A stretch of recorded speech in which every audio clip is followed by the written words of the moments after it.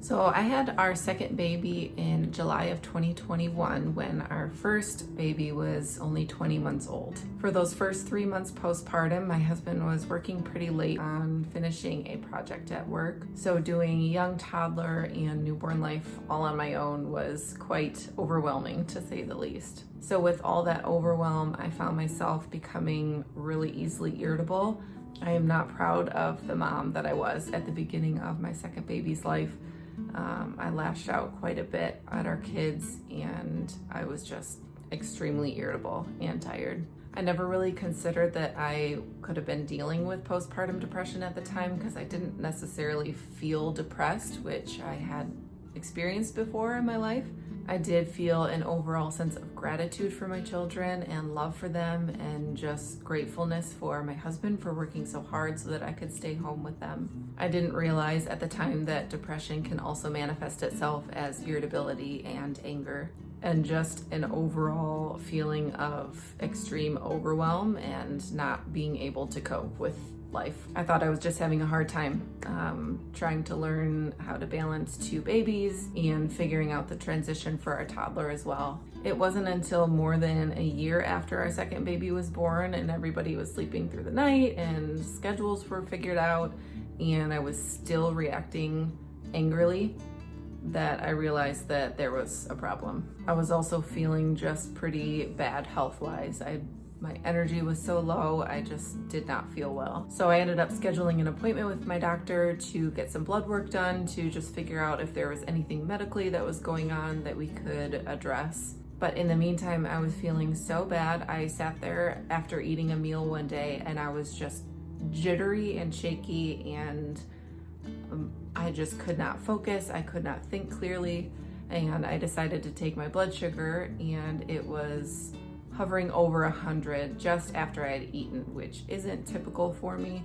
And I kept checking throughout the day and it was hovering over 100 even several hours after I had eaten, which is definitely not typical for me. My morning fasting glucose was just below 100, which is also not normal for me. So I thought, well, I guess I should do keto again and get this under control. And the one day that I did keto again, I felt the absolute worst I had in a very long time. I basically couldn't function that day. I ended up texting my husband before he came home from work just to warn him of how bad and low energy I felt. I had never felt like a worse wife or a mom than I did that day.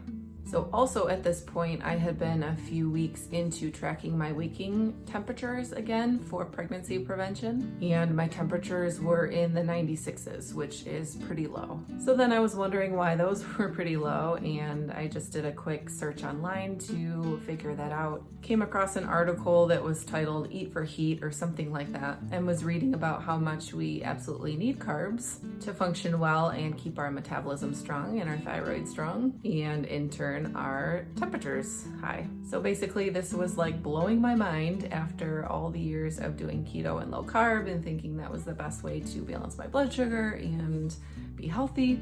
And I was up until about 1 a.m. that day researching all the things and found out that this way of eating is called a pro-metabolic diet, even though it's really not a diet.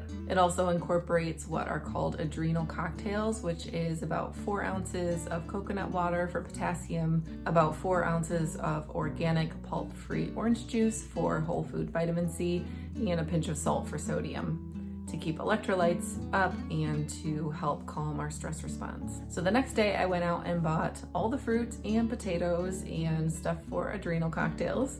I had already known that carbs shouldn't be eaten all by themselves. You should always pair your carbs with protein and fat to keep your blood sugar balanced. So the next day I added all the fruits and potatoes into our meals, and I couldn't believe how much better I was already feeling that day. Within a week of truly nourishing my body and giving myself enough fuel, I felt like a completely different person. I wasn't reacting to everything my kids were doing with this like high stress response, but I was able to respond with grace, and I've just been truly enjoying my children. So about a week after I had done this research and started eating this way, I had that doctor's appointment to get my blood work done, which I had to go in for fasting. and it was a 10:30 in the morning appointment, which is pretty late for going in fasting. And I was immediately back in that super low place again.